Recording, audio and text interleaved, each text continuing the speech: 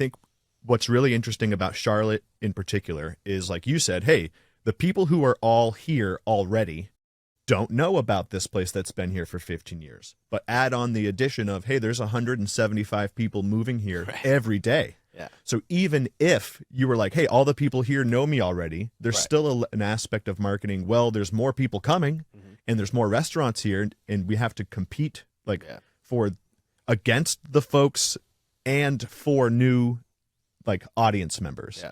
So I know like restaurant community is pretty tight knit and you're probably in the same circles as like other business owners.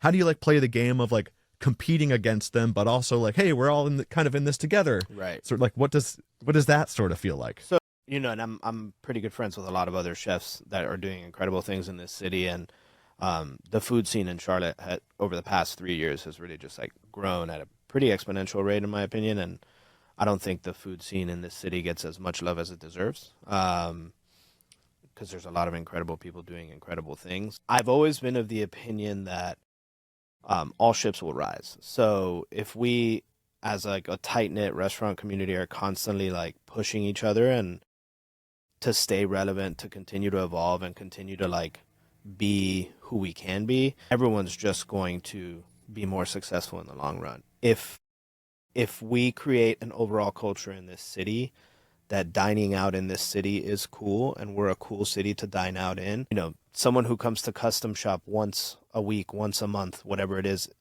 they're not going to eat at Customshop every day. Right. You know, and we change our menu often, but not often enough to be cool every 14. day. Yeah, right. So,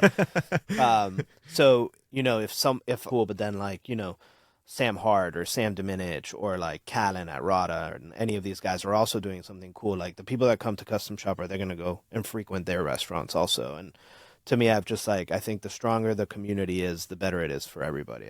And like, sure, yeah, they're my competitors, but I want to see them succeed because then it means the city's succeeding in terms of getting people to go to those kind of restaurants, right?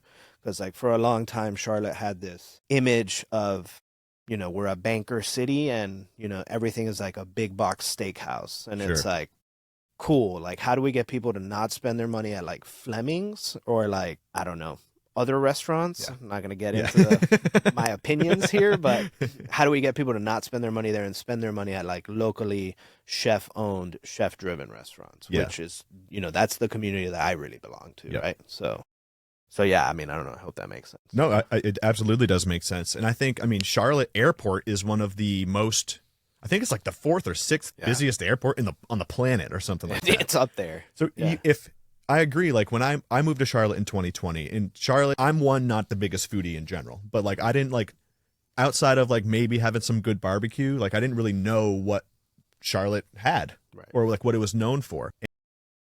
Like if Charlotte as a whole is known as like these great pockets of great locally owned food, those folks who are passing through, who are at the airport for 4 or 5 hours, they will leave and go explore the food based on like the reputation of the scene rather than like one restaurant here and there. Right. So I agree with you that like a rising tide raises all boats or whatever the saying whatever is. the exact phrase is, but yes. I agree with you. And I think it's becoming more known as like, or I think people see the effort of folks trying to like make it known as a foodie city. I do see some folks where like on TikTok or Instagram where it's almost like trendy to kind of like shit on Charlotte. Of course. Or to kind of like, Charlotte's mid, like the food is whatever. So, like I see a lot of that, like that lane of my algorithm on TikTok like exists of people kind of just rolling their eyes at Charlotte. Like, is that like a relatively new thing that like, do you see that from your side as well? Yeah.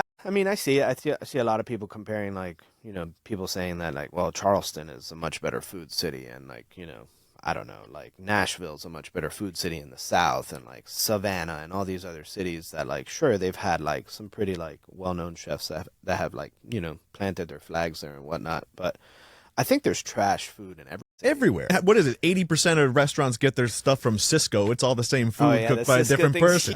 I mean, yeah, I just think it depends. I think it's about like who people choose to, ultimately, I guess it's like who people choose to give their money to, right? Like, are people frequenting like, you know, large very publicly owned restaurants, or are people frequently small business, like, and like chef driven restaurants? And what is getting supported by the local community, and what does the local community have interest in? And I think it says a lot about like who lives in a city, more so than like what people are trying to do in that city, right? Because I think you have artisans in every city, but I don't think every city has people who want to support those artisans. And I think it just Mm-hmm. depends on like the demographic and like the overall state of like how people are spending their capital.